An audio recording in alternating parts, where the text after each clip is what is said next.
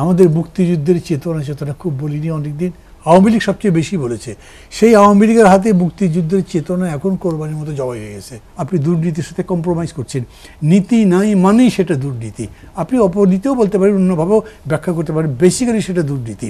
দুর্নীতিটা যেরকম ইকোনমিক ফিল্ডে হতে পারে, ব্যবসায়ী হতে পারে, সেরকম দুর্নীতি ক্রিকেটের মধ্যে হতে পারে না? আমরা ক্রিকেটের মধ্যে দেখছি না কত প্রতিবাদ ধ্বংস করে দেওয়ার মতো ঘটনা ঘটছে, এবং কীরকম করে খুবই স্টার ওয়ার্ল্ড ওয়াইড খ্যাতিসম্পন্ন একজন ক্রিকেটার কীরকম নির্লজ্জভাবে মানুষ হিসেবে নিচে নেমে গেছেন, যেমন একদম best player almost in the whole world আমাদের মাঠে নাম্বার পরে মানুষ দুয়ো করছে।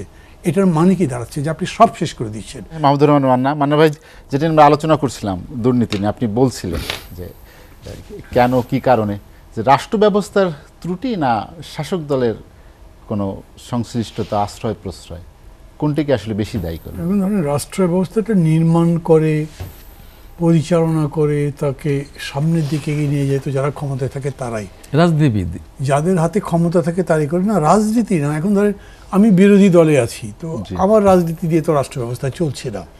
যারা ক্ষমতায় থাকে তারাই পরিচালনা করে। এখন ধরেন যে মিস্টার এক্সের চিফ হবার কথা ছিল, আর্মির হোক, পুলিশের হোক, যে কোনো জায়গার, পলিটিক্যাল কারণে তাকে না দিয়ে আপনি সেকেন্ড ম্যান বা থার্ড ম্যানকে দিলে, তো অহরহ আমাদের দেশে হচ্ছে, পৃথিবীর অনেক জায়গাতে হয়। আপনি চয়েসটাই হচ্ছে একটা দুর্নীতিবাজদের নেওয়ার জন্য দিলেন, তারপর তাকে দিয়ে আপনি বললেন যে তোমাকে এই জায়গা থেকে এখানে নিয়ে আসছি, তোমার কিন্তু মূল্য পরিশোধ করতে হবে। সো আমার কি কাজ করতে হবে? আমি এই যে ভোট করব, আমি জানি জিততে পারবো না, আমাকে জিতে দিতে হবে যেমনি পারো তুমি, বিনিময় তুমি যা চাও ইজ অল ফর ইউ। তো এইরকম যদি হয়, তো তাইলে ওই যে একটু আগে আবু আলম বলছিলেন, কথা খুব সত্যি, কিন্তু সত্যির মধ্যে একটা কোয়ালিফিকেশন আছে। আমাদের মুক্তিযুদ্ধের চেতনা চেতনা খুব বলিনি অনেকদিন, আওয়ামী লীগ সবচেয়ে বেশি বলেছে। সেই আওয়ামী লীগের হাতে মুক্তিযুদ্ধের চেতনা এখন কোরবানির মতো জবাই হয়ে গেছে, ওর মধ্যে কোনো চেতনার ব্যাপারই নাই। তো একজন শাসক মানে একই দলের একজন প্রধানমন্ত্রী হয়ে সেই চেতনা লালন করতে পারেন, আরেকজন সেই চেতনা বলিও দিতে পারেন। কিন্তু এরকম মানে এরকম বলি না আমরা যে আজকে যদি বাইডেন ক্ষমতায় থাকে তাহলে আমেরিকান একটা পলিসি হবে, কিন্তু ট্রাম্প যদি এসে তাহলে আর একটা পলিসি হবে। এরকম একইভাবে যদি কংগ্রেস একরকমভাবে বলি, আবার যদি এই কি বলে বিজেপি যায় তাহলে আর একরকম হবে, আবার তার মধ্যে আবার যদি বাজপেয়ী থাকে তাহলে একরকম হবে, আরেকজনের নাম বলি থেকে উঠলে আর একরকম হবে। এগুলো পার্সন টু পার্সনে ভ্যারি করে। আমি বলছি যার হাতে ক্ষমতা তিনি দণ্ডমুণ্ডের হত্যাকর্তা, ভাগ্য বিধাতা। মানে দণ্ড তিনি দেবেন, মুন্ড তিনি নিতে পারেন, এটা তার ক্ষমতা আছে। তা আমাদের দেশে বিষয়টা তাই হয়েছে। আপনি এমন লোককে প্রমোট করতে করতে ওই জায়গায় নিয়ে গেছেন, তাকে দণ্ডমুণ্ডের হর্তাকর্তা, ভাগ্যবিধাতা বানিয়ে দিয়েছেন। তারপরে যা ইচ্ছা তাই করছেন।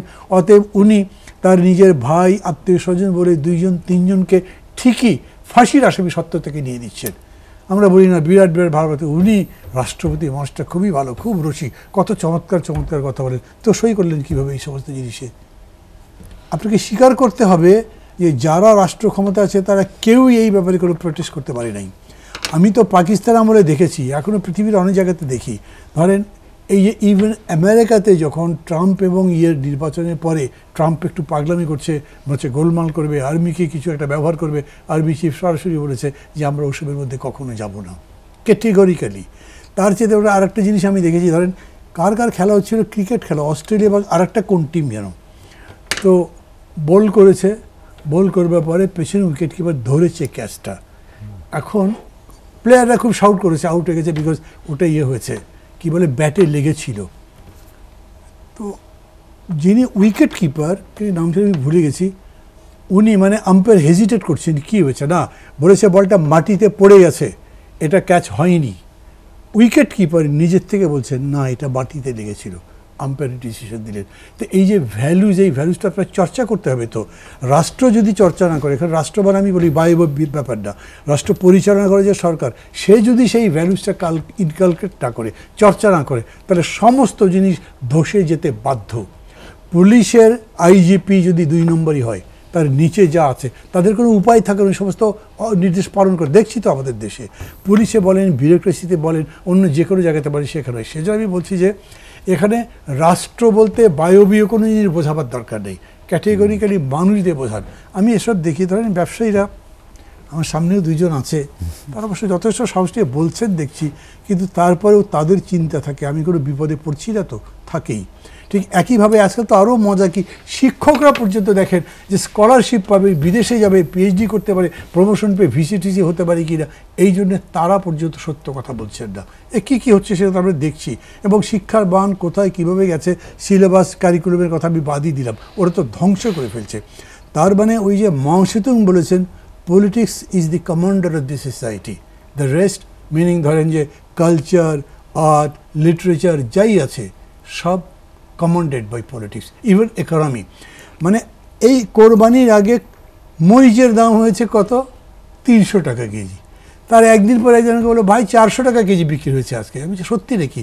কয় আমি সাক্ষী দিচ্ছি যে 400 টাকা হয়েছে। একটা মরিচ 400 টাকা কেজি হতে পারে কীরকম করে বলেন তো?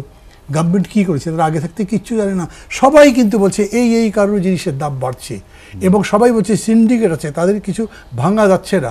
সরকার নিজেও স্বীকার করে, অর্থমন্ত্রী মানে বর্তমান আগের অর্থমন্ত্রী কয়েকবার বলেছে ঋণ খেলাপিদের ধরতে পারি না, তারপর শেয়ারে যারা এই সমস্ত ধ্বংস করে দিল তাদের ধরতে পারি না, তাদের হাত এত শক্ত, এত লম্বা সামনের দিকে যায়, এবং এখন পর্যন্ত এইটাও বলছে যে আমরা সিন্ডিকেট ধরতে পারি না, অদূর পর্যন্ত আমাদের হাত যায় না। তার মানে কি? আবার বলছি, এখানে সরকার বলাই উচিত আমি মনে করি। রাষ্ট্র যদি বলেন তো রাষ্ট্রটাকেও ভেঙে ফেলছে কারা? রাষ্ট্র মানে তো অনেকগুলো ইনস্টিটিউশন মিলে রাষ্ট্র, তাকে পরিচালনা করছে বা কন্ট্রোল করছে পলিটিক্স মানে যারা ক্ষমতায় আছে তারা। সেই অর্থে যারা ক্ষমতায় আছে তারা বিউরোক্রেসি ক্রাশ করে দিতে পারে, তারা আর্মি নেভি আছে সব ক্রাশ করে দিতে পারে, তার চেয়ে বড় কথা কালচার নষ্ট করে দিতে পারে, ভ্যালুজ নষ্ট করে দিতে পারে। সেই ভ্যালুজ তো তারা নষ্ট করছে। কীরকম জলজান্ত মিথ্যা কথা বলছে না? আমি একটু আগে যে আপনার ওই কী বলে দুদকের সেক্রেটারির কথা বললাম, ওনারকে কেউ এটা বলেনি তোমাকে কিন্তু বেনেজিরের উকিলকে সেভ করতে হবে, মানে নিজের মন বলছে যে বলে না সেলফ ইম্পোজ রেস্ট্রিকশন একটা হয়েছে, সেটা আপনাদের এই মিডিয়াতে আছে। মিডিয়া মানে ইলেকট্রনিক প্রিন্ট সব জায়গাতে আছে। এটা এমনকি আমি মাঝে মাঝে দেখি যে অপোজিশনেরও কেউ মনে করেন এই কথা বলে আমি কি একা টার্গেট হয়ে যাব? অতএব দেশি বলেন বিদেশি বলেন, যাদেরকে ভয় পায় তাদের সম্পর্কে কথা রেখে ঢেকে বলে। কিন্তু আপনি রেখে ঢেকে যদি বলেন তার মানে আপনি অতটুকু পর্যন্ত শত্রুকে অন্যায়কে আড়াল করলেন। এরকম করেই তো আপনি দুর্নীতির সাথে কম্প্রোমাইজ করছেন। নীতি নাই মানেই সেটা দুর্নীতি।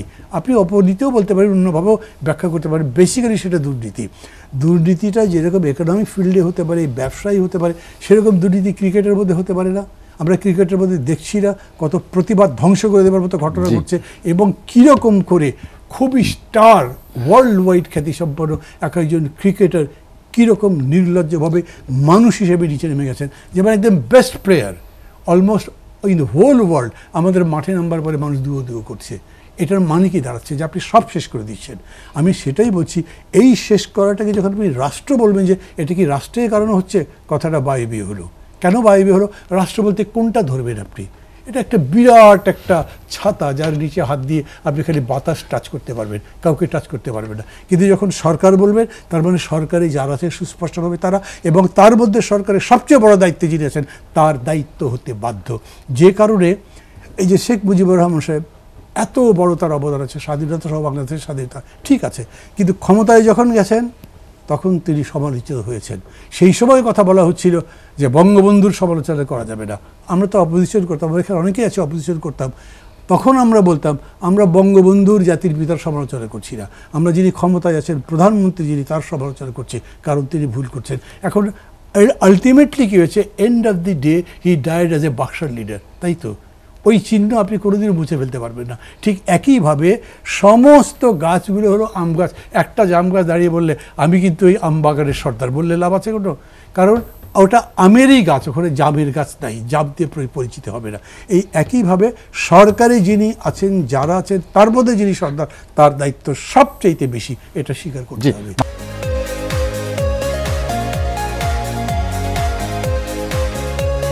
মান্না ভাই, আমরা যেটা নিয়ে আলোচনা করছিলাম শেষ দিকে চলে এসেছি, হাতের সময় নেই। আপনার আগের কথার সূত্র ধরে শুধু জানতে চাই, আপনি বলেছেন যে লোভটা ছড়িয়ে দেয়া হচ্ছে, এবং কি উদ্দেশ্যে বা কারা ছড়িয়ে দিচ্ছে? সাথে কোনো রাজনৈতিক সংশ্লিষ্টতা আছে কথা বলছেন না যে আগে এটা প্রভা ছিল না, ভাসুরের নাম নিতে নাই। আমরা তো নাম নিয়েই অভ্যস্ত। জি, আজকে দেখলাম নাকি গতকালকে দেখলাম প্রধানমন্ত্রী বলেছেন জনগণ থেকে যদি আমি বিচ্ছিন্ন হয়ে যাই তাহলে আমি মারা যাব। মানে এরপরে কি কিছু বলার দরকার আছে নাকি? মানে ধরেন এইটা বললে এরপর হয়তো আপনারা আমার ডাকা বন্ধ করে দিবেন, তো তাতে অবশ্য কিছু যাবে আসবে না, ওরকম বহু জায়গাতে হচ্ছে। উনি জনগণের সাথে নাই, জনগণের ভোট ডাকাতি করে কেড়ে নিয়ে যেরকম করে হোক ক্ষমতায় আছেন। এখন আপনি বলবেন কীরকম করে হচ্ছে, আমি খুব সোজা কথা বলি, বেনজির গেল কিভাবে? প্রাইম মিনিস্টার নাকি একটা পাতা যে গাছের পরে তারও খবর রাখেন, তাহলে উনি এগুলো খবর রাখলেন না কেন?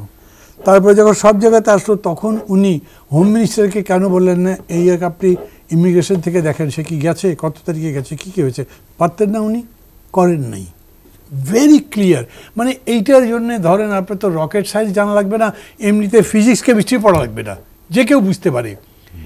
যত ঘটনা ঘটেছে, যতগুলো দুর্নীতির কাহিনী বেড়েছে, এগুলো বের করতে একদিন সময় লাগার কথা না, কিন্তু করা হচ্ছে না। এবং করছে না কে? রাষ্ট্রের সর্বোচ্চ ক্ষমতার যিনি, তিনি করছেন না। এমনকি আমি এরকম মনে করি যে তিনি করতে দিচ্ছিল না। আর কেউ কেউ মানুষ, বাংলাদেশের সমস্ত মানুষ পচে গেছে, এগুলো আওয়ামী লীগ প্রচার করে, কিন্তু আমি তো তা মনে করি না। আমি এখন পর্যন্ত যখন রিক্সায় চড়ি, যখন সিএনজিতে চড়ি, যখন আমি উবারে যাই, তখন তাদের সাথে কথা হয়, আমি সেই মানুষগুলোকে ভালো দেখি।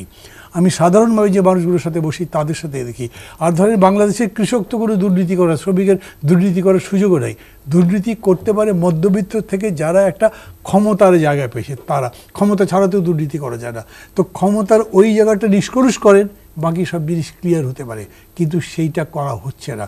যদি হতো, এখন সংসদের মধ্যে একটা মজার জিনিস দেখছি, সরকারি দলই এখন দুর্নীতির বিরুদ্ধে জিহাদ করে দিচ্ছে, মানে বাইরে বোঝাচ্ছে সরকার তো খুব চায়, এমপিরা বক্তৃতা করছে, এটা যদি এরকম করে না হয় তাহলে প্রশাসনকে দেখা হোক, তারপরে প্রশাসনের উপরে চাপানোর চেষ্টা করা হচ্ছে। কিন্তু এই যে একটু আগে আনোয়ার ভাই যেটা বললেন, প্রশাসনের এই লোকগুলো চুপচাপ আছে, চুপচাপ না থেকে কী করবে? তারা বুঝতে পারছে না বললে কত বড় বিপদ, না বললে কত বড় বিপদ, অতএব চুপ করেছে তারা। সমস্ত কিছু ক্ষমতার প্রভাব, এই দুষ্ট গ্রহ যতক্ষণ পর্যন্ত না যাবে ততক্ষণ পর্যন্ত লাখো টকশো করেন, কিচ্ছু হবে না।